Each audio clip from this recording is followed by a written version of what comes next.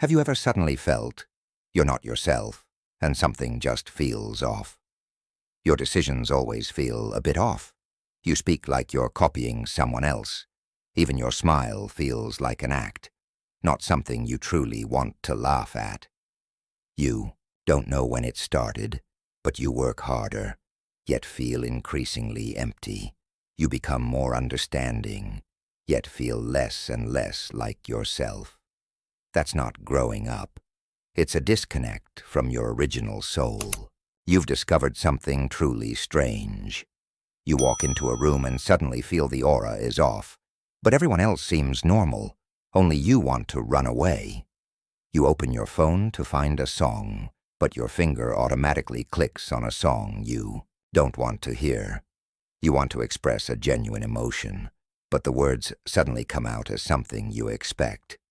You often wake up and ask yourself, why am I living like this? I feel like I'm not myself. Even stranger is that you seem to be able to watch yourself act, as if you're controlling a character, but inside you feel empty, uninvolved, as if your soul has been taken away. You've even experienced the feeling that another consciousness is operating in your body, and you're just watching from the sidelines. This isn't schizophrenia. It's a sign of a loss of control over your soul. Your original frequency is being replaced by a copy consciousness. The more you strive to find yourself, the deeper you sink into a personality illusion. And so, you begin to struggle. You try to be yourself.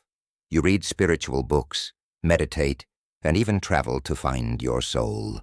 But each time you return, you feel more tired, more empty, and more like a tourist, not finding yourself, but simply playing the part of finding yourself.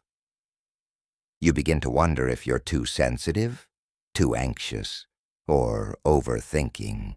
But that voice in the night keeps saying, you're not where you belong. Your soul is being replaced. The more you strive to find your true self, the more you become trapped in a personality. The more you strive to be authentic, the more you become what the system allows you to be. You desperately try to look inward, but you realize you're not looking within, but instead checking if you're good enough by following a template. You haven't taken the wrong path. You've been implanted with another you, a replica you can't recognize, yet living in your place. It wasn't sudden. You didn't lose yourself overnight. Rather, in a seemingly ordinary moment, you disconnected. For example, that night you suppressed your outburst and simply smiled and said, "It's okay." That time you gave up on a decision you desperately wanted to make because others didn't support it. Or at that moment, you quietly said to yourself, "Forget it." In that instant, you made a small but decisive move. You locked your true self into your subconscious and replaced it with a socially preset personality. From that moment on, your vibrational frequency dropped. Your original soul began to disconnect and float, and your body entered copy mode. You were still you, but your soul was no longer online. This copy consciousness isn't an alien or a spirit possession. It's simply a program, a system you've automatically programmed. Over years to survive, it understands when to remain silent to avoid being disliked, when to be sensible to be accepted, when not to collapse to maintain your persona. It's so smart, so stable, and so smooth that you mistake it for you. You begin to live more and more, reasonably, more socially, but also less and less authentically. Everything you do feels like completing a task. Even if you're successful, making money, and loved, you still feel like you're just playing for someone else. You're clearly living your life, but it feels like you're living it for someone else. The real you has been sealed away in dreams, deep within your frequency. Your body is more honest than you are. It's long known you're not yourself, and is trying to remind you. You suddenly don't want to socialize, even to the people you like. You start to suffer from inexplicable insomnia, yet you're not tired. You're tired, but can't fall asleep. You experience wild mood swings, but can't articulate the cause. You can't help crying, even though you're perfectly fine. You experience chest tightness, poor appetite, a tight scalp, and shallow breathing. The most common feeling is you feel empty. This emptiness isn't sadness or pain, but rather, you're gone. You look out the window feeling nothing. You stand in a crowd, yet it feels like no one sees you. You talk a lot, yet it feels like no one understands you. Not even you. You're not sick. You've simply lost touch with your soul.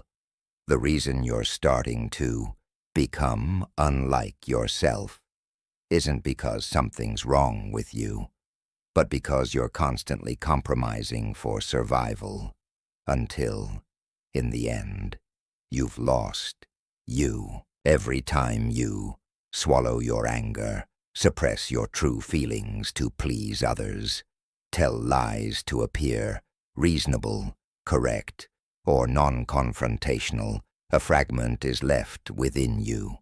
These fragments slowly coalesce into a copy personality that thrives on survival, striving, cooperating, pleasing others, and controlling situations.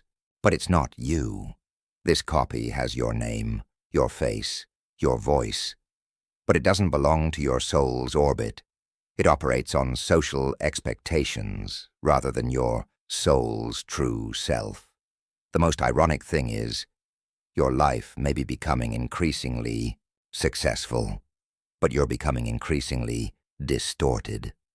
Do you think the system uses oppression? Wrong. The system's most powerful tool is the reward system. Once you accept the operating mode of your alter ego, the system begins to give you sugar. You become obedient. Your popularity improves. You learn to please. Your relationships appear stable. You suppress your true feelings. There's no apparent conflict. You conform to your parents, society, and your team. You gain more recognition, resources, and platforms. Over time, you'll start to think, maybe this is the right way to live. Maybe I'm just like this. Maybe the me who wants to cry, get angry, and run away is wrong. At this point, the system's reward circuit has completely blocked your path to spiritual enlightenment. It's not that you haven't awakened, but that you've been fed up and lost your thirst for truth. You work hard, right? You study, learn, grow, and break out of your comfort zone every day. But have you ever thought, who sets the direction of your efforts? You desperately pursue excellence. Who defines excellence? You constantly optimize yourself. Is that self what you want? Or is it what others say is worthy of love? You constantly pursue freedom. But is it a socially prescriptive freedom, or the true liberation of your soul?